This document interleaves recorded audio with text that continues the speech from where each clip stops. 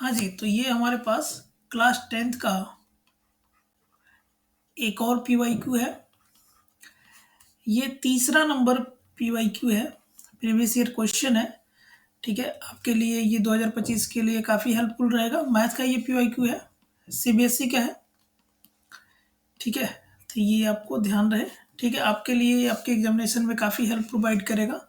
अब तक हमने 2 मैथ का ऑलरेडी चैनल पे पीवाईक्यू अपलोड कर दिया है।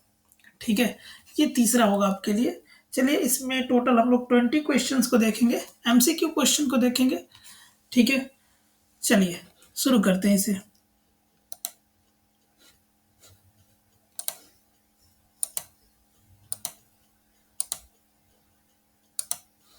देखिए, ये हम लोग के पास क्वेश्चन नंबर फर्स्ट है। ये क्वेश्चन नंबर फर्स्ट है। क्वेश्चन नंबर फर्स्ट बेसिकली ये in a given figure tangent P A and P B drawn from P. ये पी पॉइंट से दो टेंजेंट ड्रॉ हुए हैं, एक पी ए और दूसरा पी बी। ठीक बात है। Two the circle are incline to each other 80 degree angle पे। ये 80 डिग्री का एंगल है। ठीक है, इस पे इंक्लाइंड है। The measure of angle P A B, मतलब कि पी ए बी मतलब ये एंगल आपको बताना है कि ये एंगल कितने डिग्री का होगा। ठीक बात है। अब देखिए, अगर आप यहाँ से एक यहाँ पर लाइन मिला दें और यहाँ से भी एक लाइन आप इस पे कंस्ट्रक्ट कर दें, तो बेसिकली आपको यहाँ पता है कि यहाँ पर 90 डिग्री का एंगल बनेगा, है ना। क्योंकि ये इसका टेंजेंट है, तो सर्कल के सेंटर से आने वाली लाइन यहाँ पे 90 डिग्री का एंगल बनाती है। यहाँ भी कुछ ऐसा ही होगा कि इधर भी एक 90 डिग्री का एंगल बनेगा, क्योंकि सेंटर से यहाँ पर मिलाने वाली जो लाइन होती है ये वाली, यहाँ पे 90 डिग्री का एंगल बनाती है। अब जरा ध्यान देखिए, जहाँ पे 80 डिग्री का एंगल है तो यहाँ भी 80 डिग्री का एंगल बनेगा। ठीक है, अब बेसिकली आप इस क्वेश्चन का आंसर दे सकते हैं। ठीक है, अगर कॉमन सेंस का इस्तेमाल आप करें तो आप देखिए, यहाँ पर जैसे यहाँ पर 90 है, तो आप यहाँ पे आपको पता है एक ट्रायंगल जो होता है 180 डिग्री का होता है ना। एक ट्रायंगल के तीनों जो अंतः कोण होते हैं, मतलब इंटीरियर एंगल होते हैं, वो कितने 180 डिग्री का एंगल बनाते हैं। ठीक है, 80 डिग्री यहाँ हो गए तो 50 डिग्री का यहाँ बनेगा और 50 डिग्री का यहाँ बनेगा। ठीक बात है। बाकी आप देखिए, यहाँ पे 45 डिग्री यहाँ बनेगा, 40 डिग्री का यहाँ बनेगा और 40 डिग्री का यहाँ बनेगा। ठीक है, तो इस तरह से इसके क्वेश्चन का आंसर जो होगा वो हमारा 40 डिग्री होगा, ऑप्शन नंबर डी। चलिए नेक्स्ट क्वेश्चन की बात कर लेते हैं। क्वेश्चन नंबर सेकंड क्या कह रहा है? क्वेश्चन नंबर सेकंड बेसिकली ये आपको एक क्वाड्रेटिक इक्वेशन दिया गया है। इसमें कहा जा रहा है कि के का हमें वैल्यू फाइंड आउट करना है। के जो है रियल और इक्वल रूट है।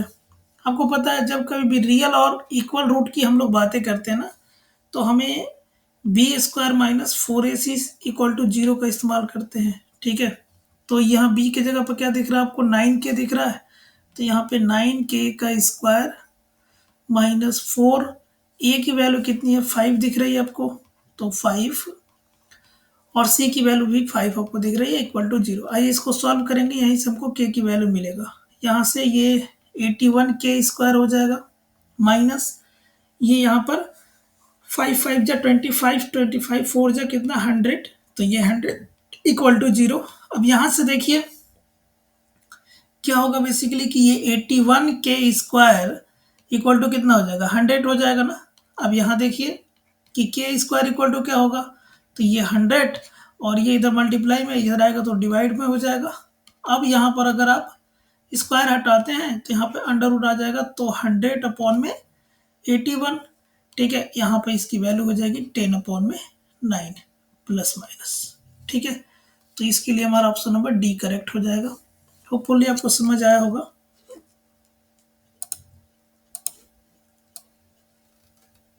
क्वेश्चन नंबर 3 की बात कर लें तो देखिए, क्वेश्चन नंबर 3 में हमको 2 पॉइंट दिए गए हैं। इन दोनों पॉइंट के बीच का डिस्टेंस निकालना है। अब आपको पता है, 2 पॉइंट के बीच का डिस्टेंस अगर मान लीजिए पहला पॉइंट ए है और बी है, तो A B equal to under root x2 minus x1 का whole square plus y2 minus y1 का होल स्क्वायर। ये कुछ फॉर्मूला होता है, इसी आधार पर हम इसे सॉल्व कर लेते हैं। तो x2 की वैल्यू कितनी हो गई 6 है, माइनस x1 की वैल्यू आपको -1 दिख रही है, तो -1 का होल स्क्वायर प्लस y2 की वैल्यू देखिए यहाँ पे -2 दिख रही है ये वाली, ठीक है, एंड यहाँ पे माइनस y1 की वैल्यू 5 दिख रही है, तो -5 का होल स्क्वायर अंडर रूट कर लेते हैं।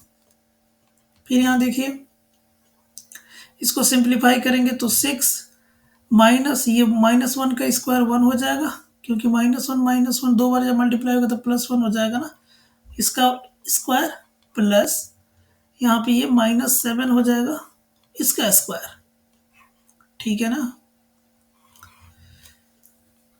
आपको समझ आ रहा है कोई? यहाँ पे देखिए यहाँ पे 6 में से 1 चला जाएगा तो कितना बचेगा 5 का स्क्वायर प्लस यहाँ पे हो जाएगा 49, ठीक है।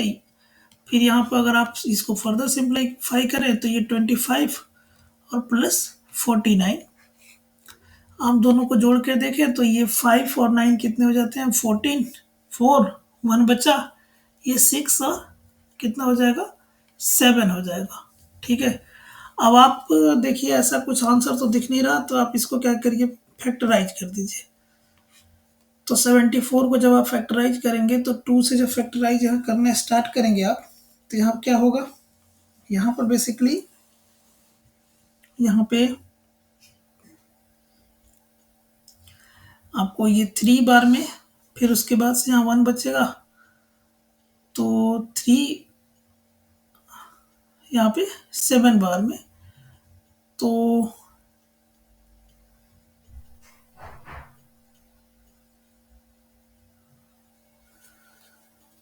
यहाँ देखिए मिस्टेक हो गया बेसिकली, यहाँ पे ये -1 ये -1 ये माइनस माइनस प्लस हो जाएगा बेसिकली, यहाँ देखिए ये 7 हो जाएगा, तो ये 49 हो जाएगा जी। देखिए 49 होने से यहाँ पे जो होगा वो बेसिकली अंडर रूट हो जाएगा 9 9 18 का 8, और हमारा 1 बच गया तो 4 4 8 और 9 हो जाएगा, ठीक है, 98 हो जाएगा।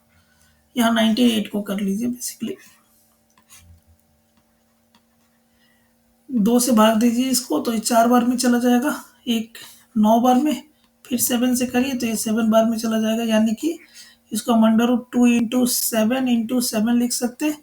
2 को आपको कॉमन बन गया तो 7 बाहर निकालिए, अंडर रूट 2 बच जाएगा, तो मतलब इसको हम लोग इतना भी लिख सकते हैं, ठीक है। तो इसके लिए ऑप्शन नंबर बी हमारा करेक्ट हो जाएगा। नेक्स्ट क्वेश्चन की बात कर लें। ये अगला क्वेश्चन नंबर 4 क्या बातें कर रहा है, इसमें है कि क्वाड्रेटिक पॉलिनोमियल हो जीरोज आर 3 और -2 है, ठीक है, मतलब इसमें से कौन सा क्वाड्रेटिक पॉलिनोमियल है जिसका जीरोज 2 और -3 है। बेसिकली इसके दो आपको मेथड है, आप एक बार 3 को भर कर देखिए इसके अंदर, ठीक है, जिसको वो 0 कर दे तो 3 उसका हो जाएगा, फिर 2 को भर के देखिए, लेकिन हमें आसानी से यहाँ दिख रहा है कि अगर आप इसको केवल पिक करें x² -x आप इसको मिडिल टर्म स्प्लिटिंग से इसे ओपन कर दे तो x² -3x plus 2x, middle term splitting I hope आप लोगों को समझ आते होगा कि कैसे करना होता है, ठीक है, इस तरह से कर सकते हैं।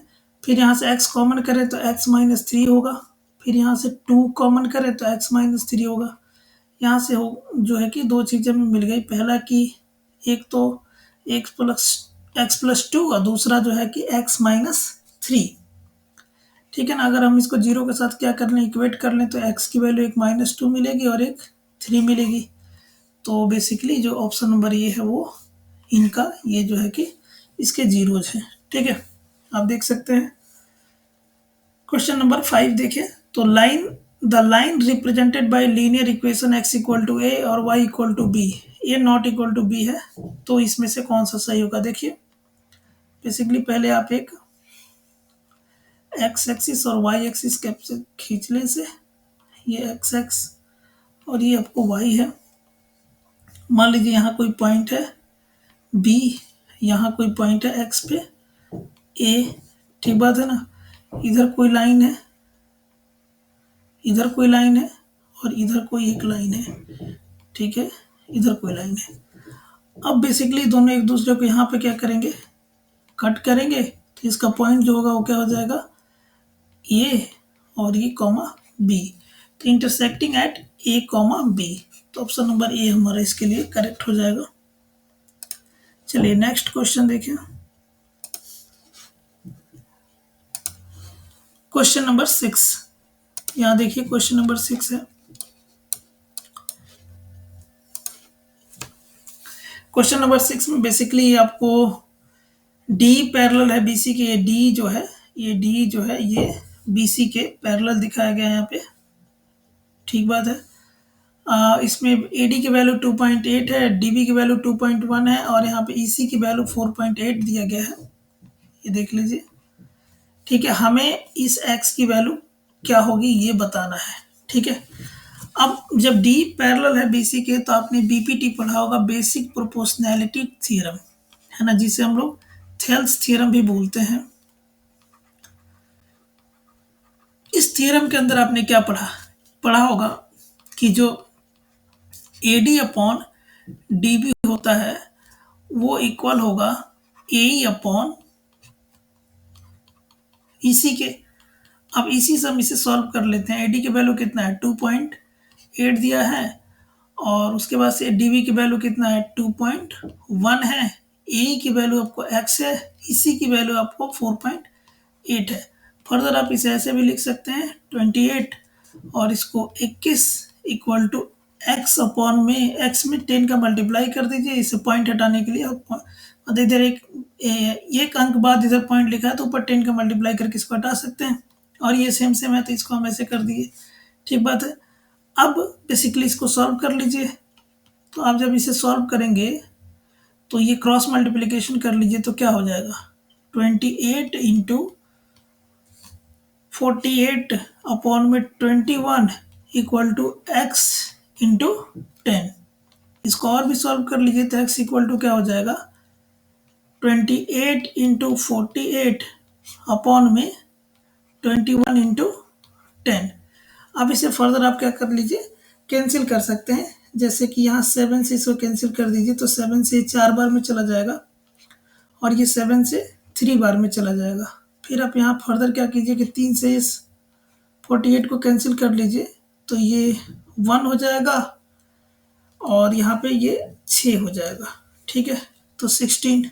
फिर आप इसे क्या कीजिए कि फर्दर 2 से ब्रेक करिए, तो ये 5 हो जाएगा, और ये आपका 8 हो जाएगा। 5 हो जाएगा, और ये आपका 2 हो जाएगा, 2 हो जाएगा।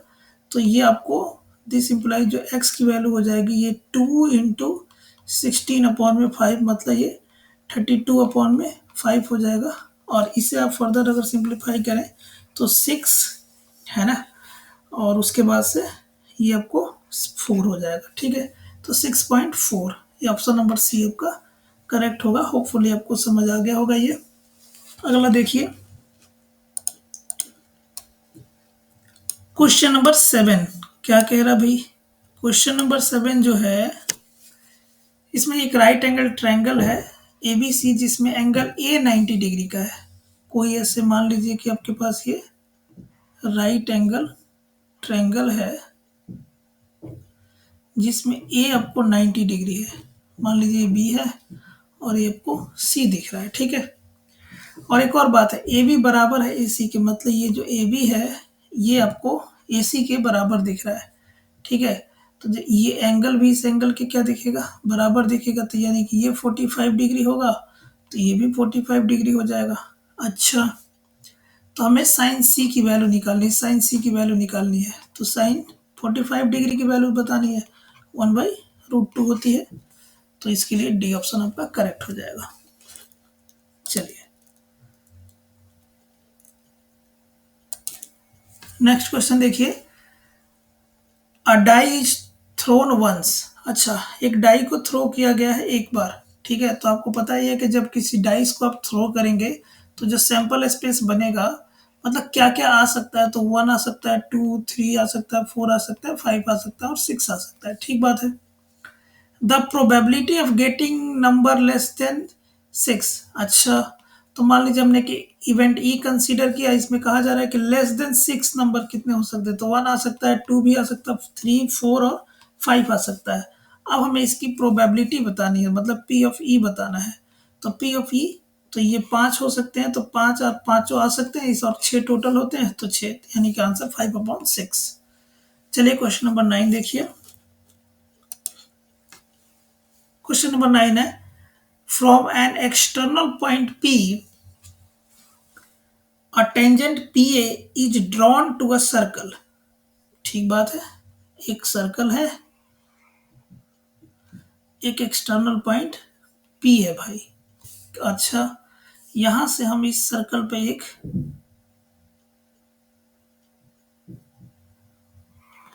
ये आपको एक हमने टेंजेंट ड्रॉ कर दिया। ठीक बात है। अच्छा, the number of tangent through P parallel to P A, इस पी ए के पैरेलल कितने टेंजेंट ऐसे ड्रॉ कर सकते हैं? तो कोई भी नहीं कर सकते। आपको पता है कि टेंजेंट क्या होता है। टेंजेंट जो एक ऐसी लाइन होती है जो सर्कल को केवल एक ही पॉइंट पे क्या करता है, टच। अब इसके पैरेलल अगर हम लाइन खींचने जाए, मान लीजिए यहाँ से, तो पैरेलल हम इसके लाइन खींचने देते हैं सर, ये से बाहर चला जाएगा, इधर से चले जाए तो ये सेकंड बन जाएगा। तो ऐसा कुछ नहीं हो सकता, मतलब इसके लिए हमारा जीरो, कुछ नहीं कर सकते।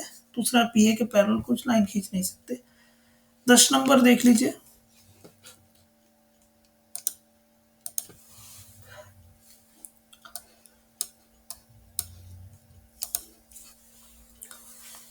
क्वेश्चन नंबर 10 क्या कह रहा है कि if the volume of a sphere is 11 upon में 21 centimetre cube, then the radius of a sphere is.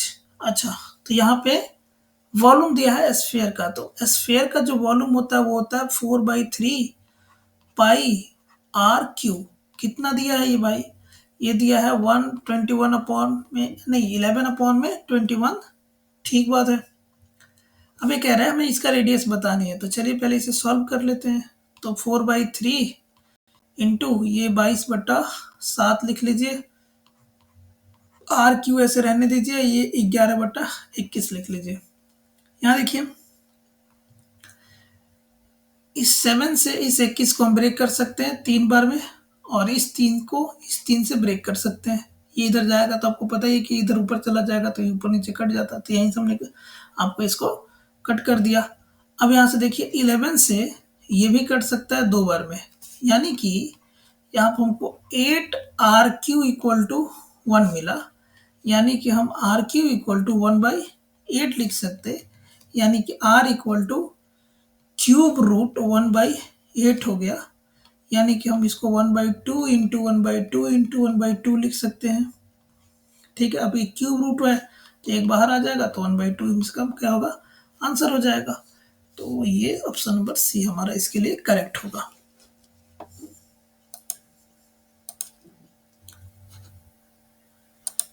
Question number 11 की बात कर लेते हैं। यहाँ देखिए क्वेश्चन नंबर 11 क्या है कि इसमें ये ग्राफ दिया गया है, ठीक है, एफ और नंबर ऑफ जीरो पूछा था। आपको पता है जितना बार ये एक्स एक्सिस को ये ग्राफ क्या करेगा, कट करेगा, उतने हमारे क्या हो जाते हैं, जीरो हो जाते हैं। तो 2 बार कट किया यहाँ पर एक और एक यहाँ पे, तो इसके नंबर ऑफ जीरो 2 हो जाएंगे। जैसे मान लीजिए अगर ग्राफ ऐसे दिया होता, ठीक है, ऐसे दिया होता, ठीक है, तो इसमें देखिए एक्स एक्सिस पे 1 2 3 4 बार कट किया, तो नंबर ऑफ जीरो यहाँ पे कितने हो जाते हैं, नंबर ऑफ जीरो जो जाते हैं 4। आपके ये पोलिनोमियल चैप्टर से रिलेटेड है, ठीक है, ध्यान रखिएगा। चलिए यहाँ पे क्वेश्चन नंबर 12 की बातें कर ले। क्वेश्चन नंबर 12 देखिए,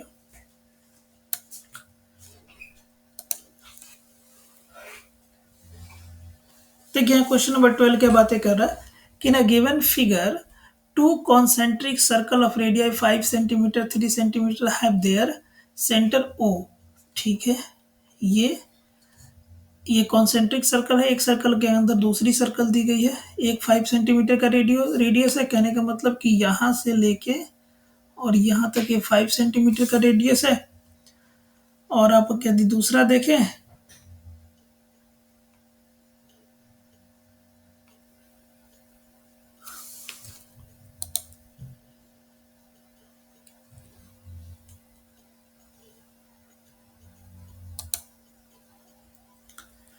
दूसरा यदि आप देखें यहाँ पे, तो दूसरा बेसिकली यहाँ मेंशन किया गया है कि यहाँ पे लेके ये ओ से लेके यहाँ तक ये आपको 3 सेंटीमीटर यहाँ मेंशन किया गया है, और जो अगला है वो 5 सेंटीमीटर का है। ठीक बात है। तो दो कॉन्सेंट्रिक सर्कल दिए गए हैं। यहाँ पर सेक्टर ऑफ का एंगल जो है कि 60 डिग्री ही दिया गया है। ठीक बात है। तो मतलब ये ओ ए बी एक सेक्टर है, दूसरा ओ सी डी एक सेक्टर है।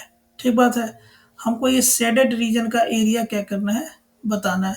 तो एक बार क्या कीजिए कि बड़े वाले सेक्टर का एरिया निकाल दीजिए, फिर उसमें से ये छोटे वाले सेक्टर का एरिया को क्या कर दीजिए, माइनस कर दीजिए, तो आपको ये शेडेड एरिया मिल जाएंगे। देखिए बेसिकली कैसे करेंगे। आपको ये पता होगा कि सेक्टर जो होता है ना, सेक्टर ऑफ जो सर्कल होता है उसका जो फॉर्मूला है वो थीटा अपॉन में 360 इंटू पाई आर स्क्वायर होता है। ठीक है। अगर हम बड़े वाले की बात करें, ठीक है ना, तो यहाँ देखिए थीटा की वैल्यू 60 डिग्री है ना, और 360 डिग्री ये, और आंसर पाई में मेंशन है तो पाई को हम लोग नहीं लिखते हैं, पाई ही रहने देते हैं। और यहाँ पे आंसर कहने का मतलब है कि देखिए सब में पाई पाई पड़ा हुआ है, तो इसको अब पाई को ओपन करने की जरूरत नहीं, बेसिकली कैलकुलेशन बढ़ेगा आपका। और पहले का जो है कि 5 × 5 है। ठीक है। रेडियस पहले का 5 है बड़े वाले का। ठीक है। अब यहाँ से ये 6 बार में कैंसिल हो जाएगा, तो ये बेसिकली आपको देखने को मिलेगा 25/6 पाई जो भी है सेंटीमीटर स्क्वायर। छोटे वाले का देखिए, छोटे वाले का अगर आप देखेंगे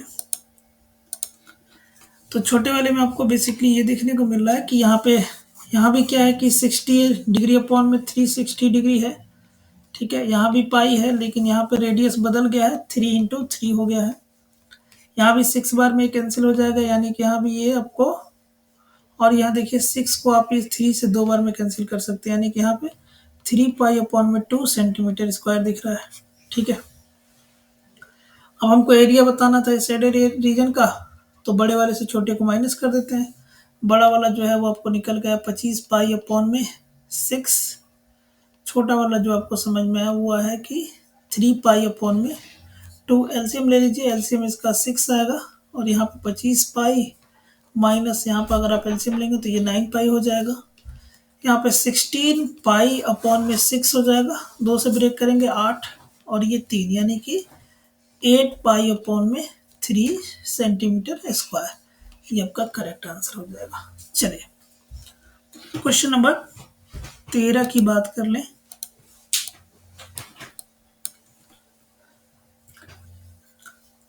देखिए क्वेश्चन नंबर क्या बेसिकली बातें कर रहा है जी। कह रहा है कि if the mean and median of a data 10, 11 respectively, then the mode of the data is. ठीक बात है। देखिए मोड इक्वल टू, आपको एक फॉर्मूला याद रखना है, 3 मीडियन -2 मीन। ठीक बात है ना। अब मोड इक्वल टू 3, मीडियन कितना दिया है भाई, तो मीडियन देखिए 11 दिया है, तो 11 -2, मीन कितना दिया है, तो 10 दिया है, तो 10। अब यहाँ देखिए कि 33 हो जाएगा और ये 20 हो जाएगा, यानी आपका आंसर 13 आएगा। हाँ 13 आएगा, तो ऑप्शन नंबर डी करेक्ट हो जाएगा। चलिए ये आपको तीनों चीजों में रिलेशन के लिए है, आप इसे प्रॉपर याद रखेंगे। चलिए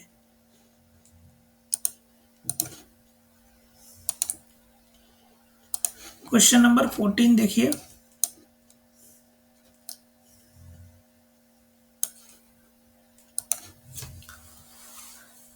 देखिए two fair coins are toss together. दो क्वाइन जो है, मतलब बढ़िया क्वाइन है, अच्छे क्वाइन है, फेयर क्वाइन है, मतलब उसमें कोई मतलब दिक्कत नहीं है, एक तरफ हेड और दूसरी तरफ टेल है। The probability of getting 2 heads is. अब देखिए अगर दो क्वाइन को आप टॉस करेंगे तो सैंपल स्पेस क्या बनने वाला आपका, सैंपल स्पेस हो सकता है कि टेल टेल आ जाए, है ना, हो सकता है टेल हेड आ जाए, ये हो सकता है कि आपको हेड हेड आ जाए, है ना, हो सकता है हेड और टेल आ जाए, है कि नहीं। ये चार आपके सिंपल स्पेस हो सकता है कैसे बने। अब उसमें गेटिंग 2 हेड्स, तो 2 हेड्स देखिए एक बार आने की चांस है, तो यानी 1/4 टोटल आने की चांस 4 है और 1/4, तो ये ऑप्शन नंबर सी करेक्ट हो जाएगा। इस क्वेश्चन को देखिए बेसिकली, तो यहाँ पर आपको ये cos ए की वैल्यू दी गई है, tan ए की वैल्यू पूछी जा रही है। बेसिकली आप इसे ट्रायंगल रूल से, राइट एंगल ट्रायंगल रूल से आप इसे क्या कर सकते हैं, सॉल्व कर सकते हैं। जैसे कैसे कि आप यहाँ पे एक ट्रायंगल बना लीजिए,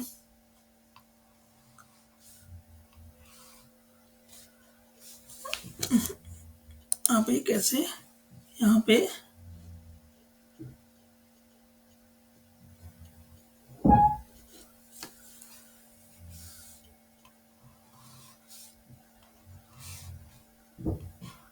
आप एक ट्रायंगल बना लीजिए, राइट एंगल ट्रायंगल है, ठीक है। अब ये कॉस ये आपको पता है ये परपेंडिकुलर है, ये बेस होता है, ये आपका हाइपोटेनस होता है। अगर हम कॉस की बात करें तो आपको पता है कि कॉस इक्वल टू जो होता है वो बेस अपॉन में हाइपोटेनस होता है। तो यानी बेस की वैल्यू दे रखा है कितना है, 1 है, हाइपोटेनस की वैल्यू दे रखा है 2 है, तो परपेंडिकुलर को हम निकाल सकते हैं पाइथागोरस थ्योरम से। पाइथागोरस थ्योरम क्या होता है बेसिकली कि हाइपोटेनस का स्क्वायर बराबर होगा परपेंडिकुलर का स्क्वायर प्लस बेस का स्क्वायर। हमें यहाँ पर क्या निकालना है भाई, परपेंडिकुलर निकालना है बेसिकली, तो यानी कि परपेंडिकुलर का स्क्वायर इक्वल टू हाइपोटेनस का स्क्वायर, ये इधर जाके क्या हो जाएगा, माइनस हो जाएगा, तो माइनस बेस का स्क्वायर। यहाँ से मतलब कि perpendicular equal to under root hypotenuse का स्क्वायर माइनस बेस का स्क्वायर, हाइपोटेनस मतलब 2 का स्क्वायर माइनस बेस कितना है 1 का स्क्वायर। अब यहाँ से 4 माइनस 1 यानी कि यहाँ से 3 आ गया अंडर रूट 3, ठीक है। तो परपेंडिकुलर आ गया आपका अंडर रूट 3। अब आपको पता है कि टेन ए निकालना था, तो tan equal to perpendicular upon में बेस, तो परपेंडिकुलर रूट 3 और बेस 1 है, आप इसे रूट 3 भी लिख सकते हैं, तो बी नंबर करेक्ट हो जाएगा। चलिए 16 की बात कर लेते हैं।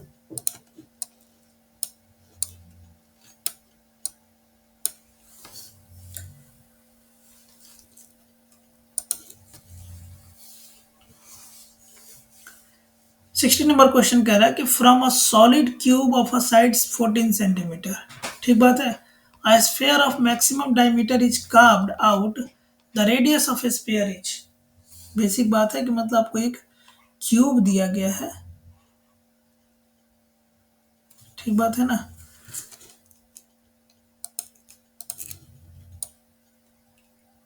ऐसा आपको एक क्यूब दिया गया है, ठीक है।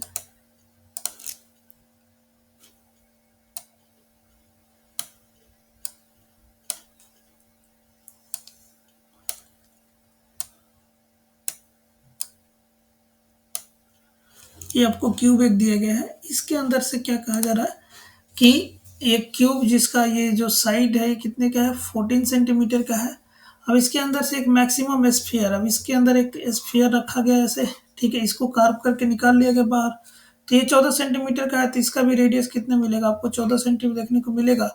तो इसका मतलब डायमीटर 14 सेंटीमीटर का था, तो रेडियस कितना हो जाएगा 14/2 मतलब कि 7 सेंटीमीटर।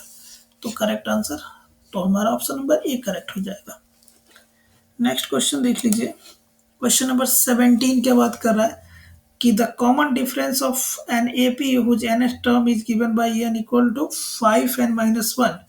तो हमें इसका डी निकालना है। अब देखिए ए एन की वैल्यू यदि क्या दिया गया है 5n-1, यानी कि अगर हमको ए वन निकालना हो तो 5 × 1 - 1, यानी ये आपका 5 - 1 यानी कि 4, ठीक बात है। A2 निकालना हो तो 5 × 2 - 1 यानी कि 10 - 1 यानी कि 9। A3 निकालना हो तो 5 × 3 - 1 यानी कि 15 - 1 यानी कि 14, ऐसे आता रहेगा, ठीक है। तो आप बेसिकली जो सीरीज पा रहे हैं वो सीरीज कैसी है जी, सीरीज ऐसी है, 4 है, 9 है, 14 है, ऐसे डॉट डॉट करके चली जा रही है। डी कैसे निकालते हैं, तो ये इस वाले से इसको माइनस करते हैं, इस वाले से इसको माइनस करते हैं, ठीक है। अब देखिए सब में सेम आ रहा है, तो 9 - 4 करेंगे तो 5 होगा, या 14 - 9 करिए तो 5 होगा, यानी डी की वैल्यू क्या है 5 है। ये बेसिकली एपी है। देखिए ये एपी की तरह का दिख भी रहा है, एपी में ऐसा ही होता है। एपी जो ए कॉमा ए प्लस डी कॉमा ए प्लस 2d इस प्रकार के सीरीज को फॉलो करती है। तो 5 हमारा करेक्ट आंसर है। होपफुली आपको समझ आया होगा।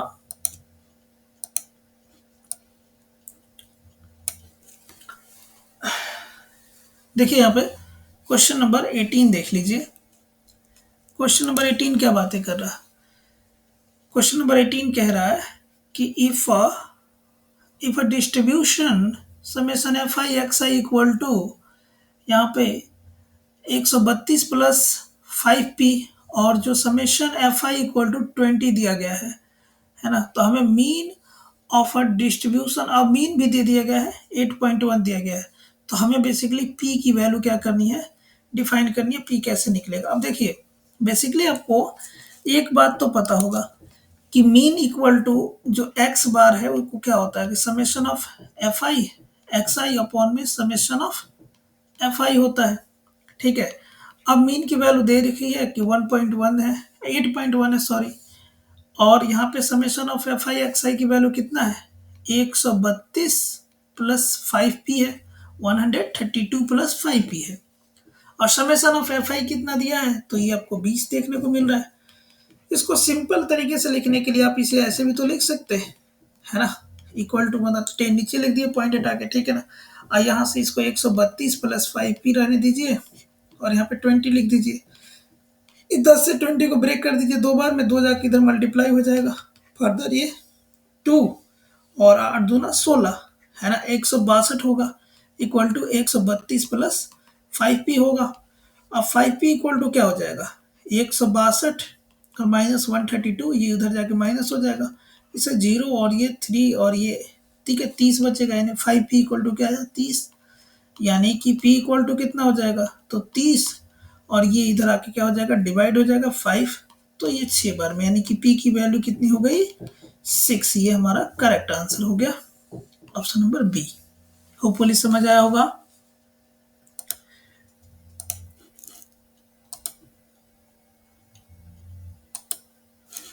अब क्वेश्चन नंबर 19 की बात कर लेते हैं और 20 की बात कर लेते हैं, दोनों हमारे लास्ट क्वेश्चन है। देखिए आप यहाँ पर ध्यान से जरा, ये असर्शन और रीजन बेस्ड क्वेश्चन है। आपको आइडिया है असर्शन और रीजन बेस्ड क्वेश्चन के अंदर क्या बेसिकली बातें होती है। इसमें क्या है कि the distance of a P of A comma B from origin is A square plus B square. अरे भाई ऐसा नहीं होता है। जैसे कि मान लीजिए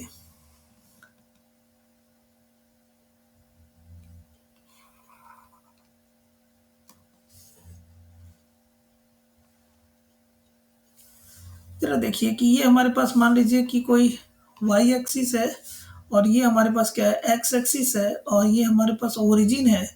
कोई पॉइंट मान लीजिए यहाँ पर है पी ऑफ है ना एक्स कॉमा वाई। तो अगर हम इसका फॉर्मूला निकालते हैं तो यहाँ पर ये जैसे कि अगर यहाँ पर पॉइंट पॉइंट कर दें तो ये एक्स डिस्टेंस है यहाँ तक और ये वाई डिस्टेंस है। पाइथागोरस यदि आप लगाएं तो हाइपोटेनस की square equal to perpendicular square plus base के स्क्वायर से ये हो जाएगा ओपी इक्वल टू क्या हो जाएगा कि under root X square plus Y square, है ना। तो ये मूल बिंदु से दूरी, कहने का मतलब ओरिजिन से डिस्टेंस जो होता है ये क्या होता है under root X square plus Y square होता है। तो यहाँ पर अगर P of A comma B है तो ये A square plus B square नहीं होता था, ये ऐसे होगा, यानी कि असर्शन गलत हो गया। अब हमें आर पढ़ने की जरूरत भी नहीं है क्योंकि ऊपर हमें पता है। ऊपर अगर आप देखिए ध्यान से तो अगर इन चारों ऑप्शन को अगर आप ध्यान से पढ़ें तो आप बेसिकली क्या आप जानते हैं कि यहाँ पर अगर एसर्शन क्या हुआ फॉल्स हुआ तो रीजन ट्रू हो जाएगा। ऑप्शन नंबर डी में ही मेंशन है केवल, ठीक है। तो इसका लिए ऑप्शन नंबर डी हमारा क्या हो जाएगा करेक्ट हो जाएगा। बिना पढ़े भी हमको पता है। वैसे अगर पढ़े भी तो दो पॉइंट के बीच का distance under root X two minus X one का whole square plus Y two minus Y one का होल स्क्वायर होता है, ठीक है ना। तो आपको पता ही है कि इसके लिए डी करेक्ट हो गया। अब 20 नंबर को पढ़िए तो ये दिया है कि ये एक इरेशनल नंबर है। सिंप्लीफाई करके देख लीजिए तो ये 5√2 माइनस 2√2 को मल्टीप्लाई कर दें तो √4 हो जाएगा, यानी 5√2 माइनस 2 हो जाएगा। हाँ बिल्कुल सही बात है, इरेशनल नंबर है, कोई दिक्कत नहीं है। अब ये कह रहा है product of two irrational number is always irrational. अरे कैसे बात कर रहे हैं, ये अंडर रूट टू इरेशनल है, अंडर रूट टू इरेशनल है, कर दें तो अंडर रूट फोर हो जाएगा, तो टू है तो रेशनल हो गया, क्योंकि रेशनल है, क्योंकि 2/1 लिख सकते हैं इसको। तो ये गलत है। अब जैसे ये सही हुआ, हमें कोई दिक्कत ही नहीं है, और ये गलत हो गया, तो जैसे इसका आंसर क्या हो जाएगा, सी हो जाएगा। ये ऊपर वाला पढ़िए, देखिए सी है। ठीक है, इस तरह से क्वेश्चन को हम लोग सॉल्व कर सकते हैं। अब आपको ये तो पता ही होगा कि रेशनल नंबर क्या होता, इरेशनल नंबर क्या होता है ना। एग्जाम काफ़ी नज़दीक है, तो इन सब चीज़ों को काफ़ी अच्छे से रिवाइज कर लेना है आप लोग को। जैसे रेशनल नंबर को हम लोग किससे, क्यू से डिनोट करते हैं। क्यू इक्वल टू क्या होता है, क्यू इक्वल टू होता है जिसे पी बाई क्यू के रूप में लिखा जा सके। Q not equal to zero, P और क्यू कहाँ बिलोंग करे, इंटीजर में बिलोंग करे। ठीक है ना, साफ से लिख दें यहाँ पे, यह देखिए कि पी बाई क्यू के फॉर्म में लिखा जा सके, Q not equal to zero हो, और पी और क्यू कहाँ बिलोंग करे, इंटीजर में। क्लास 11th 12th में ऐसे लिखते हैं, ठीक है। 10th में ऐसे नहीं लिखते, ये बेसिकली सेट के फॉर्म में हमने लिखा है। ठीक है, चलिए, तो ये कुछ हम 20 क्वेश्चंस को कर दिए। ठीक है, और बाकी भी हम लोग अभी पेपर करेंगे। जैसे कि अभी हम लोग टोटल सोचे हैं 15 पी वाई क्यू को करने के लिए, जिसमें 5 होगा मैथ से का, और यही 5 होगा किसका, सोशल साइंस का, एसएसटी का, और 5 होगा साइंस का। ठीक है, जिसमें से हमने मैथ में 3 कर दिए, एसएसटी के अंदर 3 ऑलरेडी हो चुका है, और साइंस में बेसिकली 2 हो चुका है। ठीक है, तो बाकी भी अब देखिए 8 हो चुके हैं, 7 और भी हम लोग करेंगे। ठीक है, चलिए आप अपना सपोर्ट बनाए रखिएगा। ठीक है, थैंक यू।